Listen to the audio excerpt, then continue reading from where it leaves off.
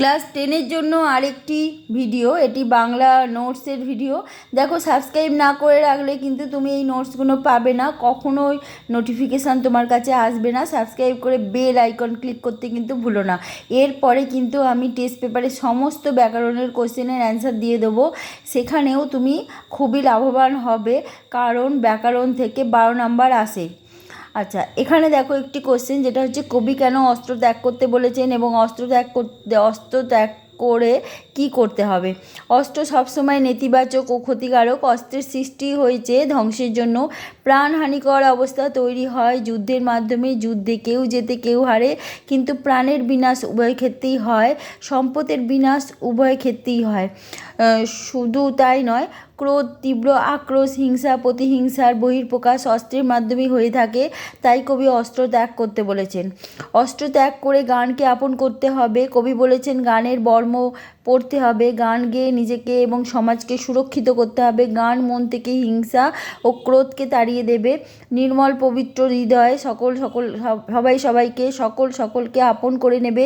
যুদ্ধ থেমে যাবে, গান গাইবে কোকিল সহস্র উপায়। এই একটা কোকিল কবির কাছে আছে, অর্থাৎ ক্ষুদ্র প্রচেষ্টা কিন্তু তুচ্ছ নয়। সামান্যতম প্রচেষ্টাও মহৎ উদ্দেশ্যকে চরিতার্থ করে তুলবে।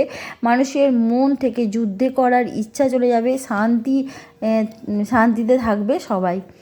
আচ্ছা, এরপরেও আরেকটি কোশ্চেন আছে, যেটা হচ্ছে অদল বদল গল্প থেকে। অদল বদল গল্প অনুসারে খাঁটি বন্ধুত্বের পরিচয় দাও।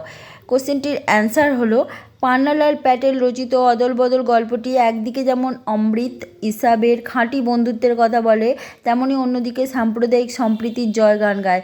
হিন্দু মুসলিমের অটুট বন্ধুত্বকে স্বীকৃতি জানায়। প্রকৃত বন্ধুত্ব হয় প্রাণের টানে, আন্তরিক ভালোবাসার উপর ভিত্তি করে। অমৃত ও ইসাব এটাই প্রমাণ করে দেয়। অমৃত হিন্দু, ইসাব মুসলিম, দুটি পরিবার একে অপরের প্রতিবেশী। অমৃত ও ইসাব সমবয়সী, দুজনের খুব মিল, একটাই অমিল। ইসাবের মা নেই, আর অমৃতের মা বাবা দুজনেই আছেন, সঙ্গে আছে 3 ভাই।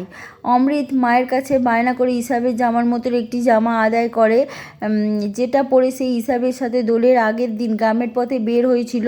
পথে কালিয়ার দলের ছেলেদের সাথে প্রথমে ঝগড়া, পরে কুস্তি লড়াই করতে গিয়ে ইসাবের জামা ছিঁড়ে যায়। বাড়ি গেলে তার বাবা খুব মারবে। ইসাবের মা নেই, তাকে বাঁচানোর কেউ নেই।